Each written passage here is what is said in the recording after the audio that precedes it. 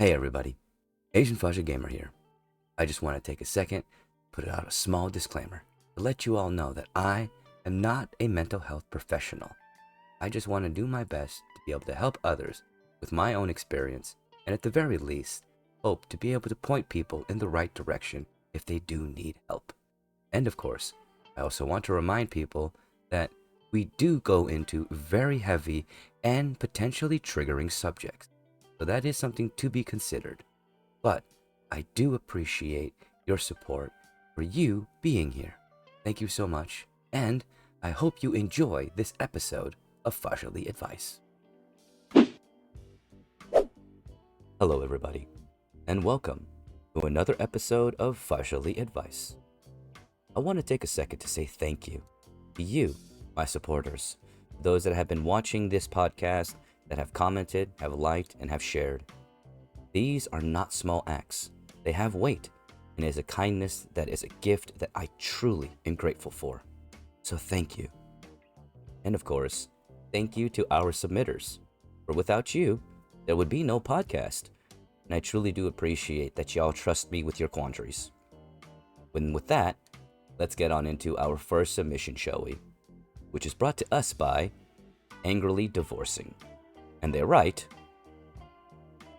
Dear Fahza, so sadly, recently, it was decided by both parties involved, both myself and my former partner, to get a divorce. Due to her wanting to bone my ex-best friend and another dude in a polyamorous relationship, while lying to me for the better part of a year that they were not having sex in our bed when I was at work, while still being married to me with 3 kids between us. This process has not only been heartbreaking and painful, but also filled with so much toxicity, I have no idea how to handle this. Since we decided to divorce, she has been gloating online about how she got away with cheating on me for a year, and how easy it was to get me to take care of the kids while she did this. She also has been openly talking shit online about my parenting and how everything that happened was my fault. It's just a constant battery of insults every day since that day, and it's only been 2 weeks. To add insult to injury, it was my best friend she cheated on me with. He listened to all of my problems, only to use them as fuel to gain entry to my marital bed. I honestly feel like I am drowning, and I am angry.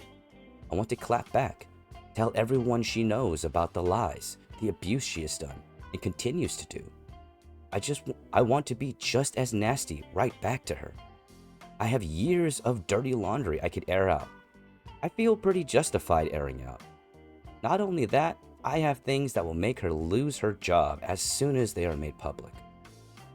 But right now, I am really trying to keep a cool head and get some perspective.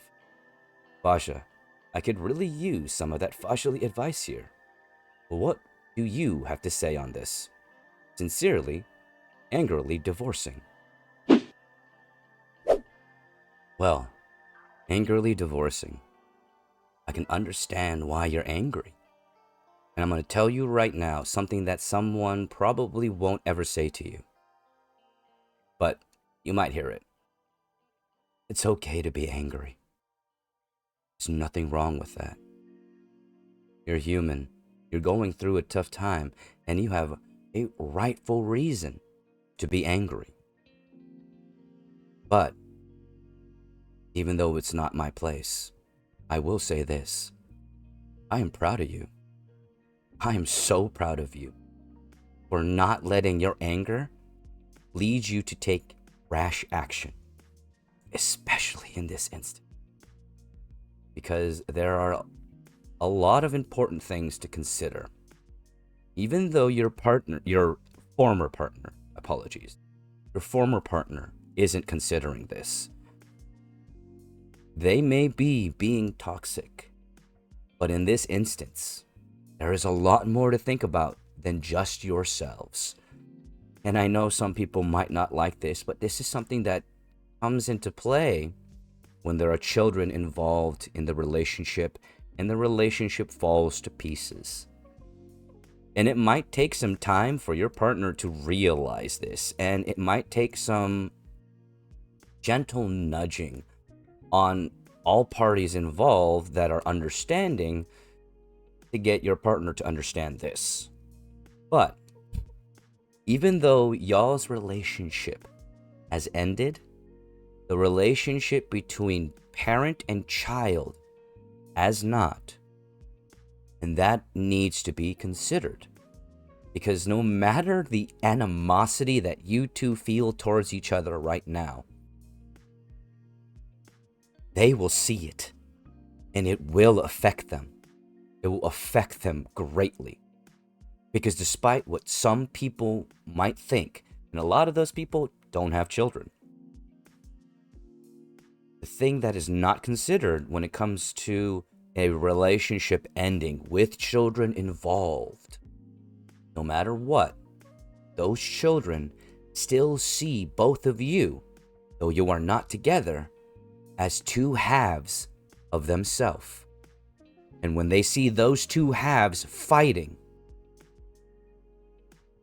that causes more turmoil than you realize for them, mentally and emotionally. And as parents, as adults, you have the responsibility to consider that, despite your emotions, despite all of the animosity that there may be, despite the fact that your relationship is ending. That doesn't stop the relationship between the parent and the child, that it is part of that relationship that is ending. And it is the responsibility of both parties involved to consider that. And the reflection that is seen by those children will affect them and their lives as they grow forever. And if you're not willing to consider that as a parent, then you might as well check out altogether and sign over your parental rights and walk out of that child's life, because they would be better off without you if you're not willing to consider that. You might not like that. Some people might think that that's wrong. And I will tell you right now, in my opinion, they're wrong. Because they don't consider the autonomy of their child. And they don't understand the effects, both mentally and emotionally, that every parent has on their child, despite what they may think they hide from them. Children see so much, and it shapes them. Never forget that. Ever. When they see you two being vicious towards each other, being angry towards each other, all that teaches them is that two halves of themselves hate each other. Think about the conflict that that would put into a child's mind. Now, with that being considered as well, I am a person who is wholeheartedly on the philosophy of matching energy. Now, matching energy, though, has many faces, and it really depends on the situation that you are currently facing that will dictate how you react. Now, you've already taken a step forward by being able to take a step back and try to gain some perspective. You have no idea how huge that is, because there are so many parents that are going through divorce that don't do that, that are immediately reactive, and it becomes a war when it has no need to be that. Your partner may choose to be visceral, this, and that, but as it stands right now, as hard as this might seem, they are not part of this equation at the moment. And I know that seems crazy. I know that seems nuts. But the one thing that you do not have control over, the number one thing that you can never control, is someone else and how they act. And the moment you accept that, how you act, how you react, comes under your control. Because you stop considering them, but you only consider yourself and what's important. Because in this instance, what's important is you. How you will act, how will you react. And who will you be in this instance, in every instance forward, for your children to see and for you to be? But matching energy, as I said, has many faces. If she wants to be toxic and reactive and be this person, then who I recommend you be? And I don't recommend being the bigger person. I recommend being the person who's on point. Being the person who's not willing to air out dirty laundry for the sake of, being on their level. No. Being somebody who's on point. Being there as someone who's there for the business of the issue at hand, and someone who's there for your children. And no longer considering them in those instances. You will be surprised how powerful your actions will be in that instance. When you stop considering the visceral nature that you cannot control in others and start considering what you need to get done and what matters, and sticking to that. And you have no idea how painful that will be for them to see. And that's just a side note. That doesn't even matter, because what matters is, what are you doing? You are taking away their power to take away from you. And you are no longer focusing on that. It's time to focus on you and your kids. That's it. That's it. That's all that matters in this instance. Not your ex-partner and their visceral nature. The only thing that you care about involving your partner is the treatment of your children and the ongoing agreement that you will have based off of the custody agreement that you will have, depending on how you go on that route. And in that instance, that's all that matters. Don't give her the power to affect you in any way. At this point, she no longer matters to you. The only part of her that matters is her mothering your children and how that affects your children. That's it. Co-parenting. That's the only thing that you will care about from now on, going forward, is my recommendation. Don't worry about her relationship, what she's going through, if she's down, out, whatever. It's no longer your concern. The only thing you're concerned about is you and your children. Focus on that. Focus on the fact that you love your children. Because I bet you anything, that is one of the reasons that you tried to keep a cool head and instead tried to get some perspective rather than be reactive. You have no idea. I might seem a little bit, you just have no idea how amazing that is to see in some people, because so often people are willing to immediately be reactive. And the thing is, even though, like you say, that you have a private Facebook or whatever, anything like that, the more you air out your dirty laundry online in a public space, especially on the internet, the more apt your children are to be able to find it, see it, and disseminate that information for themselves. And the damage will be irreversible. But once again, the only thing you can do is control what you do. Make sure that in this instance, in this time, you focus on what you need to do, both legally, financially, and emotionally. But focus on making sure your kids know that it doesn't matter what happens, no matter what change goes through this instance, no matter what changes their life will throw their way, you will love them. And that's all that matters here. Focus on that, please. And don't lose sight of that. Even in the darkest moments of this particular process, which it seems like, sadly, it's going to be very difficult. There's going to be a lot of lot of things being thrown your way and in your face from people you thought you loved or you thought loved you. But don't let their dirty laundry stink up your vibe. You deserve better than that, and so do your kids. You seem strong enough to be able to do that, my friend. So hold on to that and keep being you as best as you can.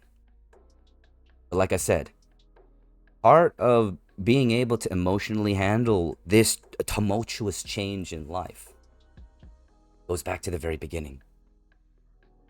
Understanding that it is okay to be angry, okay to be sad. It's okay to be scared.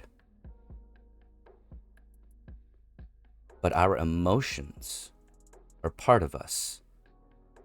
They don't rule us. They don't dictate us. They are part of us. And we are so much more than just our emotions. So feel them. Recognize them.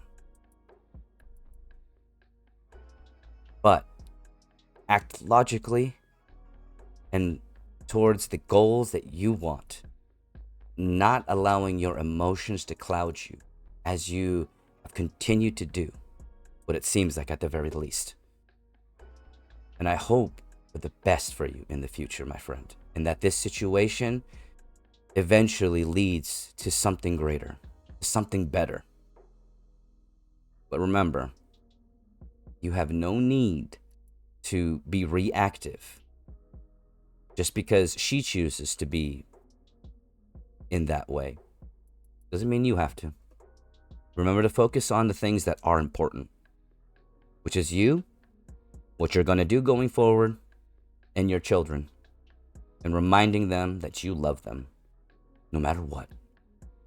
And I thank you for trusting me with your quandary. Now, before we move on to the next submission, we're going to have a small commercial break.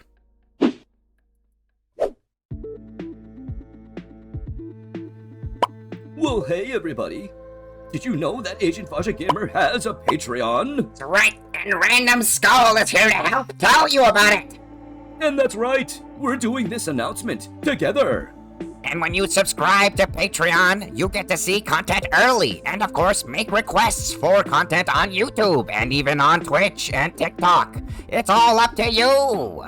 And of course, if you want to support Agent Fahzaly Gamer, check out these links. And of course, there are also links in the link tree. And remember, when you subscribe to Patreon, you can also leave a message saying that Random Skull is better than Mr. Announcer. Now, was that even really necessary?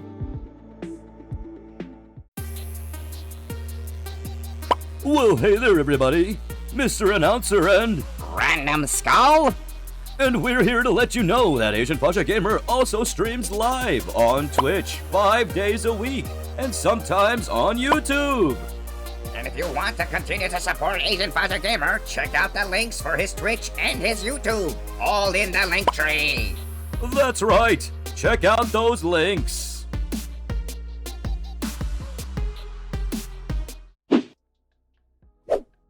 Welcome back, everybody. I hope you enjoyed our first segment, and I appreciate you staying for our second. Now, let's get on into our second submission, shall we? Which is brought to us by Genuinely Confused. And they write, Hey there, Fahzaly. I hope you are well. So, I'm struggling with something right now. Someone who I thought was my friend recently did something really awkward. So we have known each other since we were in middle school, and he was? I don't really know anymore. But either way, this person is someone I considered my best friend. We have hung out, we've been each other's support whenever either of us were in a relationship and there was problems, and he is someone that I have told a lot of things to in confidence. Currently, I am single, and I went through a pretty rough and abusive breakup. My ex was a real piece of shit, and I'm glad to be rid of him. After my breakup, though, my friends started acting pretty weird around me. Then, one night, while we were hanging out with a few friends watching a movie, at the end of the night, when everyone had left except for him, he tried to kiss me. He said that he has loved me for a long time and that he wanted to give it a shot and wanted to see if I felt the same way. I can truly say, no, I do not. I don't have those feelings for him, and I never have. When I told him that I didn't and that there was no chance because I didn't have any romantic feelings for him, he got pretty angry and defensive. He first asked me, why not? He's always been nice to me. He listened. He did everything he could to get closer to me. And all I could say was, sorry, but I have never felt this way about him, and I am sorry he does, but I'm not interested. He got angry and started saying that I led him on for years, when not once have I ever attempted to be romantic or flirtatious with him in any way. He has since been pretty distant with me, and I am pretty confused and, I don't know, distraught about it. I have asked my friends if I've ever given off the vibe, or if when we were together with everyone else, we ever gave off that vibe. And so far, not one of our mutuals said that they got the feeling that I was leading him on in any way, nor did they ever see any romantic connection between us. I am pretty confused here about this situation, and I can use some clarity, Faja. What do you have to say about this? Sincerely, genuinely confused. Well, genuinely confused. I'm gonna clear this up for you right now. And I hate to say it, but that person was never your friend. I'm sorry, but their words, what they chose to say when you said no, revealed so much about them. When he asked you why not, he was always nice, he listened, he did everything he could to get closer to you. I'm sorry, but those are the words of somebody who wanted to manipulate you. They didn't care about being kind to you to be kind to you. They didn't care about being your friend. They didn't really care about you. They only cared about what they could get from you, and to be able to manipulate you with everything that you told to them in confidence. Sorry that happened. I really am. But that's the truth. This person was never your friend to begin with. Somebody who is willing to look at your boundaries and to attempt to trample them, circumvent them, or completely ignore them. If the fact that you said no angers them, they never cared about you to begin with. Because if they cared about you, if they loved you, saying no should be the easiest answer to be able to understand. And not only that, be able to move on from. Because if somebody says no, the conversation should end there because they don't want to do it. They don't like it. No. All right. Move on. Somebody cares for you. It should be as easy as that. But somebody who wants to manipulate you, somebody who wants something from you, it'll always be a battle to tell them no. So, that's the truth. I'm sorry. I'm sorry, genuinely confused. Because you genuinely thought you had a friend. You spent time with them, you made memories with them, and all of that tantamount to them as currency, as something that they could use. And that's sad.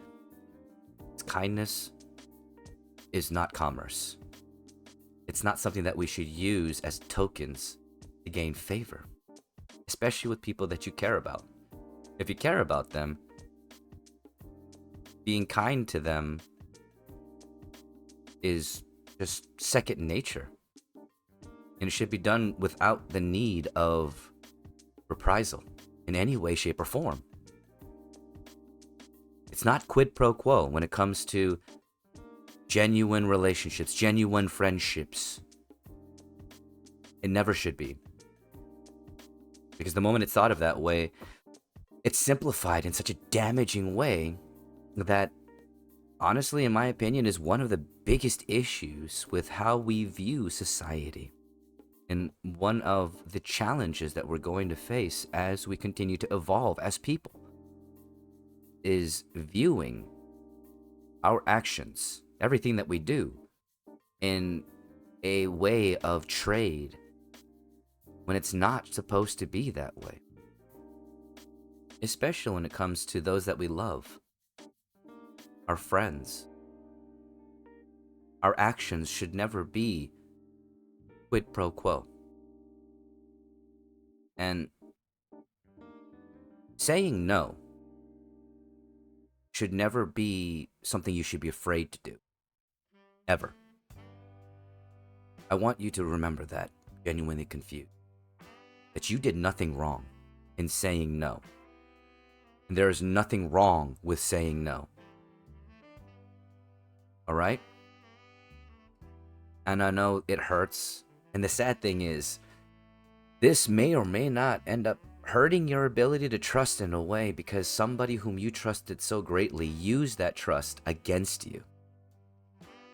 And they used that to attempt to manipulate you.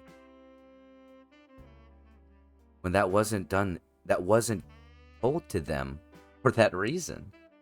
It wasn't told to them so that they could use it as a way to get closer to you because they could get something that they wanted from you. And that says so much about them as a person. Somebody who views actions in such a way, in such transactional fashion, will have a hard time really making any genuine connections.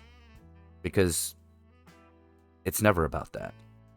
I'll never look at my friends and see the things that they do for me, the kindnesses that they give to me, as anything less than a gift.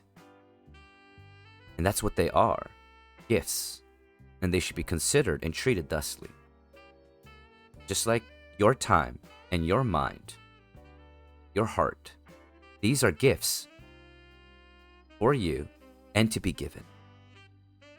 Treat them thusly, not as currency, but in genuine kindness and in genuine truth. Be who you are. That is difficult in these days because of all the challenges that we face. And it is easy to misconstrue so many different things these days. But this is quite clear. This person was never your friend. They never wanted to be your friend. They only wanted something from you. And it's quite clear what they wanted. They made it quite clear. And the nice guy trope, I guess, the nice guy mentality, in my opinion, is absolutely disgusting. Because why would you, one, think that that is a way to gain some form of connection? When it's built under the connotation of a lie. Not genuine. It's not truthful. It's a manipulation. When you try to go into being someone's friend in the hopes of being more than. Which is completely different than the act of courting somebody. And I think that's something that society has lost a lot these days, is the separation of that. The separation of being kind and building connection and being friends. And then the separation of what is actually courting somebody when you want to be in a relationship with them. Which stems into a very basic principle that I've talked about on this podcast that I personally think is lost to society or is being lost in society, which is a very basic concept of time and place. There's a time and place for everything. There's a time and place to court somebody, and there's a time and place not to. But there's also, like I said, the acceptance of boundaries. I'm kind of bouncing around here a lot. I apologize, but I want you to remember, genuinely confused, that ultimately, what I'm trying to say here, to summarize. 1. This person was never your friend. 2. Genuine connections are not built on the commerce of kindness. And 3. Never be ashamed to say no, to create a boundary and to attempt to build yourself a space where you feel safe. There's nothing wrong with any of those.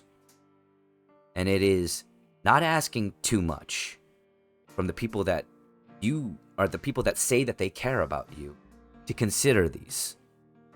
Nor is it ever too much to ask them to accept your no.